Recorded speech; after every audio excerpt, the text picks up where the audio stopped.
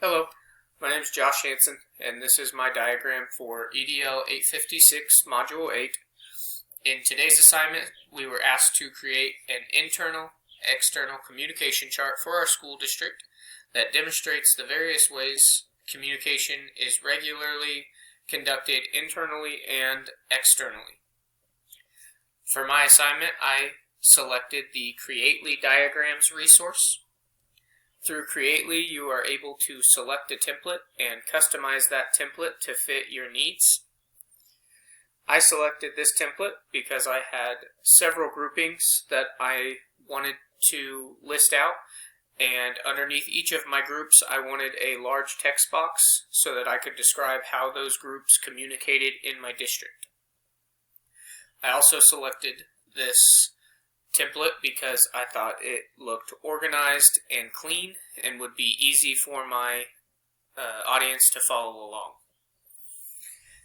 With that said, I've found that through this program, each class seems to have an assignment with creation of either a chart or diagram, and for whatever reason I seem to struggle with these assignments the most. I attempted to put all of my information on one page, and as a result my font size became smaller than I would have liked. I also had some challenges with the size and shaping of some of the different articles within the template. You can see some of my lines aren't as straight as I would like them to be.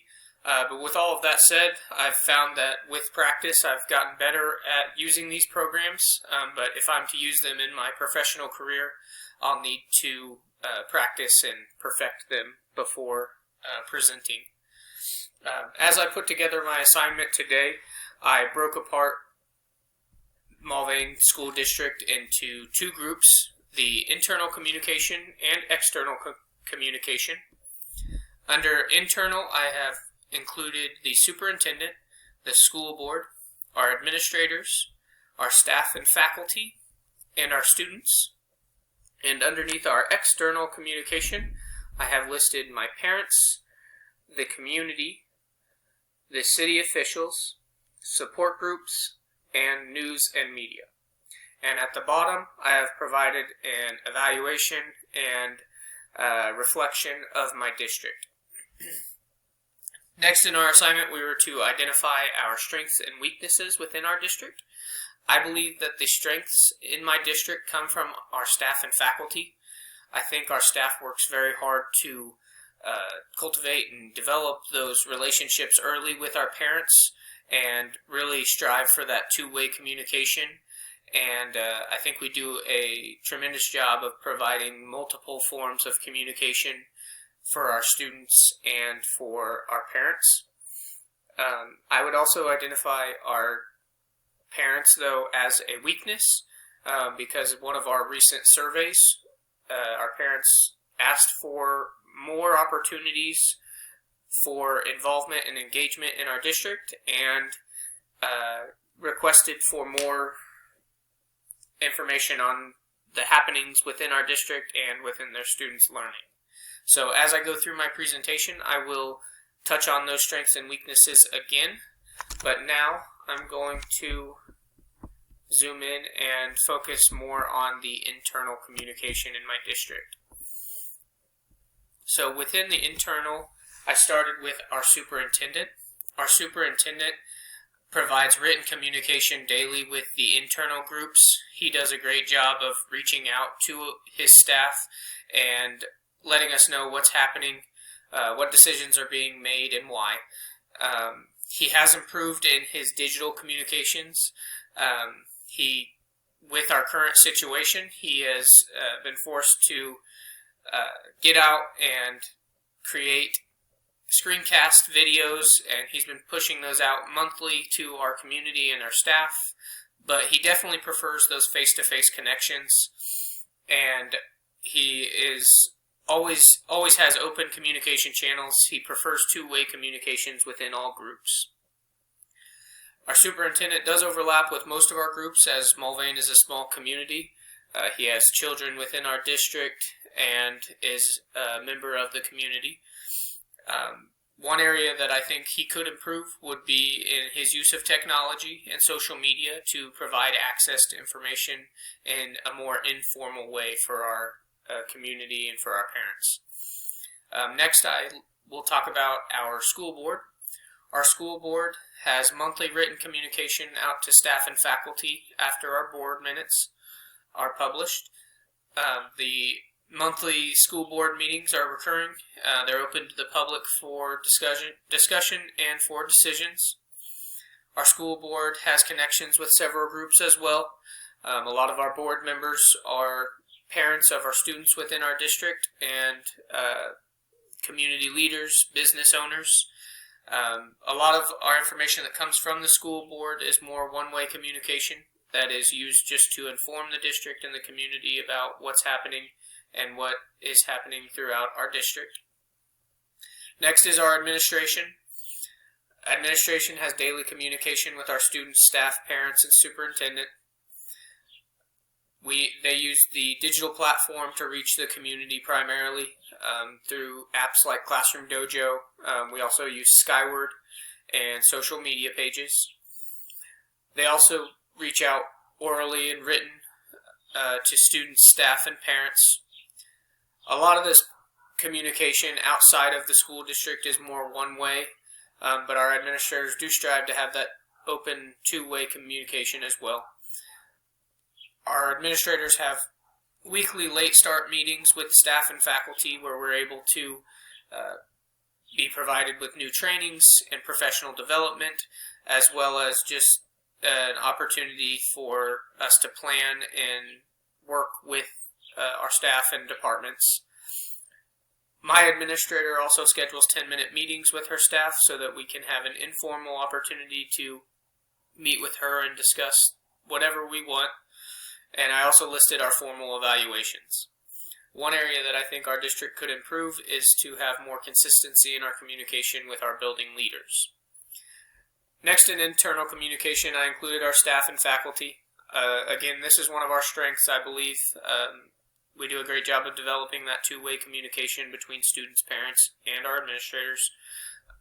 There's a daily use of written, oral, and digital communication.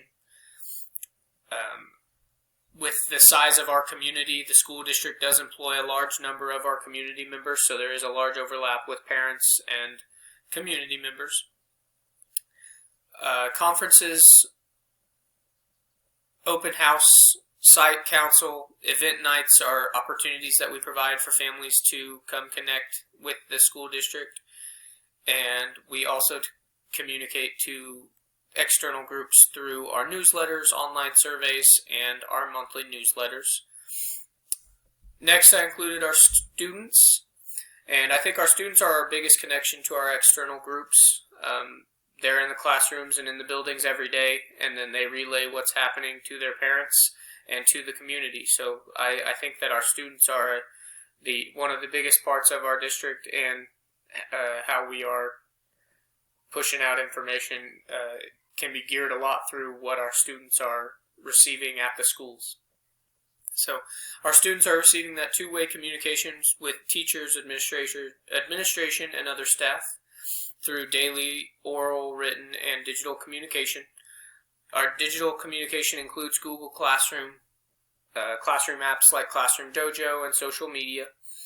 Oral communication is through lecture, instructions, face-to-face interactions, and then our written is through emails and feedback. Next, I will discuss our external communication, beginning with the parents. Our parents receive daily communication from students, teachers, and building leaders. Oral and written communication is provided through phone calls, emails, conferences, open house, and event nights, also through site council. Digital communication is provided through apps like Classroom Dojo and Skyward. The district also has a Facebook and Twitter page that they push information out on. One area that our parents have expressed is for more opportunities for informal ways to receive information, and so that would be one area that I think our district could improve. And as I mentioned at the beginning of this video, in one of our recent surveys, the community members stated that they wanted more information about what's happening in the district and what their students are learning. And there's been a little bit of a shift in that as we've moved to our continuous learning plan and online learning. There's been a little bit of an overload, so they've kind of had a mix of both. Next, I just talked about the community communication. Our community receives information through emails, newsletters, and the local newspaper. Communication within our small town is a lot of time just done verbally. The community also digitally receives information through the district website, the calendar, and social media pages. Our school board and school bond issue meetings also allow community members an opportunity to communicate. Our district has recently started sending out yearly online surveys, which I've mentioned throughout the video. But also in those surveys, our community has expressed that they still prefer a hard copy.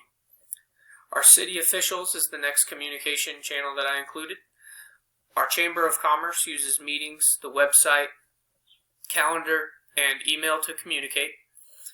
The mayor and city council, we have city council meetings twice a month, so information is communicated verbally. They also have information posted on their website, and they push information out in our local newspaper.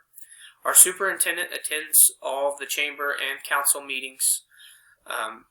Like I've mentioned, we're a smaller community, so the representatives of each side communicate as needed. Our police department is bridged with our school district through our SRO and mental health and community support liaison. They work within the district and do a lot to help relay information between those multiple groups, and that the open communication as needed with the city officials. Next, I included our support groups like PTO, Parents as Teachers, and Booster Clubs. These type of groups use communication through email, phone calls, and media postings. Written and verbal they also use written and verbal methods of communication. Our site council meets 6 times during the school year, and that provides them an opportunity to give advice on how we can develop, implement, and evaluate our processes within the school. Again, based on our size, a lot of the information that is passed through our community is done by word of mouth. But the district does work closely with all of these groups and strives for that two-way communication. Last group I included was our news and media. We have the Mulvane News and the Mulvane Bandwagon, our 2 local newspapers that print and distribute newspaper weekly. They include things like our calendar, our lunch menu, a section for the alumni, an academic highs that highlights student performance, and the local sports section. We also have radio and television networks. Information that is given to them is normally given verbally or written by our human resource department. I also included a social media page that is called the Mulvane Voice. It is a digital platform used by our community members to express concerns and share information. So lastly, I included my evaluation and reflection of the district. So I believe that Mulvane does a great job of encouraging the two-way communication with both internal and external groups. The district provides communication through written, digital, and oral forms to encourage involvement and engagement of our community. And the district strives to build these relationships with both internal and external groups so that we can support all of our members of the community. So thank you for watching, and I look forward to learning more about the communication within your communities.